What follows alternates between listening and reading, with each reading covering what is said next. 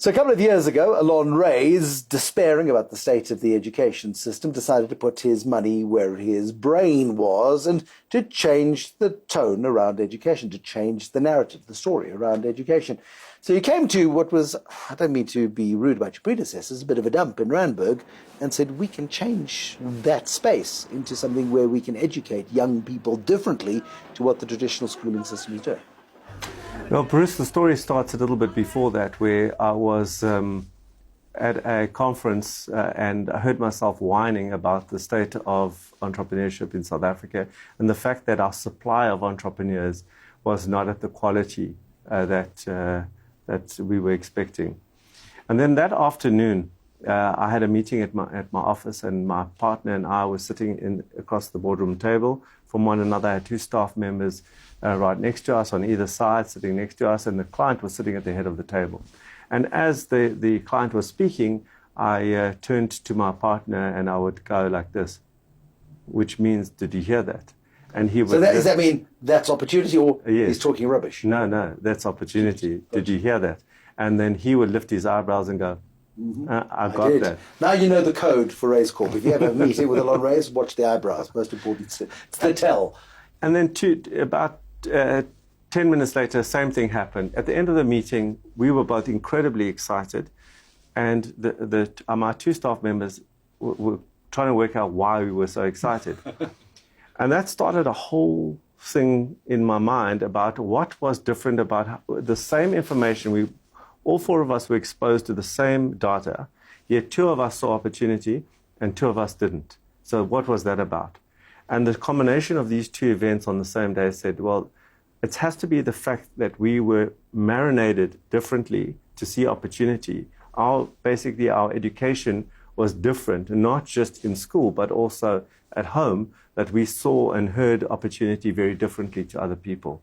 And that started the journey to say, well, if I'm not going to whine about this, I'm not going to fight government about this, I'm just going to go and do it quietly by myself.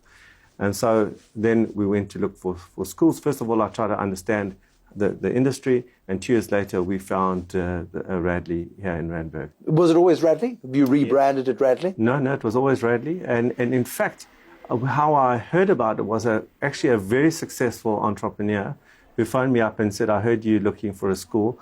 Why don't you look at Radley? It was my school, and it was incredibly entrepreneurial.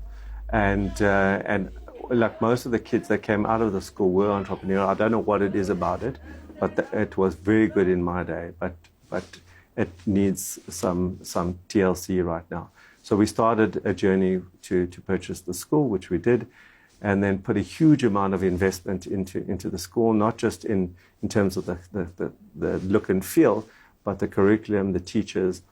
And the big part was this marinade. And the marinade for us was around the fact that the teachers have to be part of that marinade. So you cannot be talking about entrepreneurship when teachers don't know about entrepreneurship.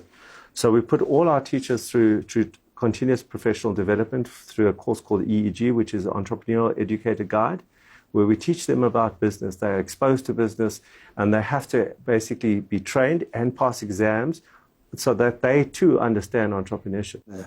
I mean, traditional schooling, you must be playing sport, you must have a good balance of clubs and societies, maybe play chess after school, and you have other interests other than pure academics. I've walked around your campus, it's not particularly big.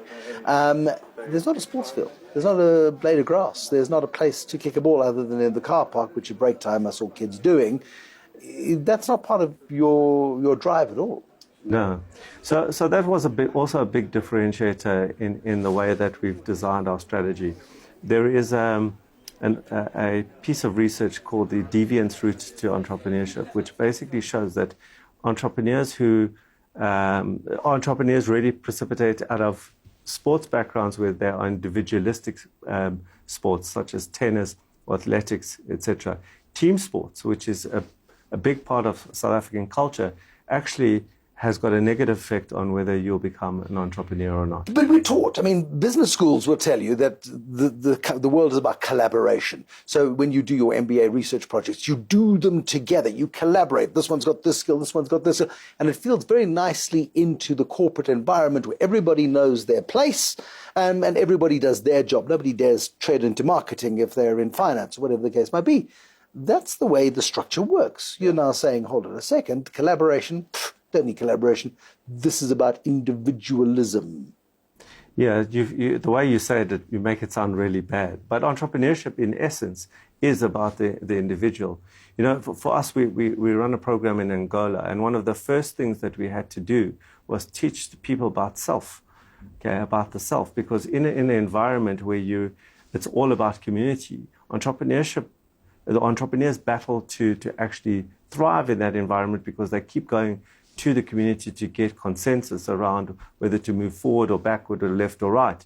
So individualism is one of the core success factors of an entrepreneur. It's about me, my family, my success, my future. It sounds very selfish, but it's a very important But part of success. Great innovations of our time haven't been started by consensus. Have they? I mean, Jobs and Apple, he was a dictator. He was a tough guy to work for. If you look at the Discovery Dream, it wasn't guys sitting around a table. Adrian Gore went with an idea to some funders, to the First Rand Group, and said, well, R&B at the time, and said, I've got this idea. It's my idea. I need to grow this business. Brian Jopley with Bidvest. Same sort of idea. Individuals with strong personalities, and those are the people who actually change the world and do the startups. Yeah, and so I wouldn't go as far as to say this is not about collaboration. To me, it's about the fact that the construct of the team is know your place and know your role. And that works very well in a rugby team, in a soccer team, and in a corporate. But entrepreneurs are by definition looking at the world differently and saying, well, I don't care what happened before. I don't care what you said. We rebel against the status quo and find gaps in it and create opportunity out of that. So by teaching kids to be individualistic and have different perspectives, I think, well, I strongly know that is the only way that we're going to create real entrepreneurs that can scale. And traditional South African education system doesn't do that. Everybody, it's kumbaya, sit around the campfire, collaborate, work together. It's lovely, and it's the way that most of us have been brought up. But in a 21st century world where jobs aren't what they used to be, careers aren't what they used to be, and where we have so many problems, countless problems that can be solved by bright people with access to capital and bright ideas and the capability to implement those ideas, well, that's the solution South Africa needs right now. Why is it so blimmin' hard to start a business in South Africa? And if you fail, why are you cast onto the scrap heap, where in other parts of the world, failure is not encouraged, but it's not discouraged either. More with Allon Raiz in a moment.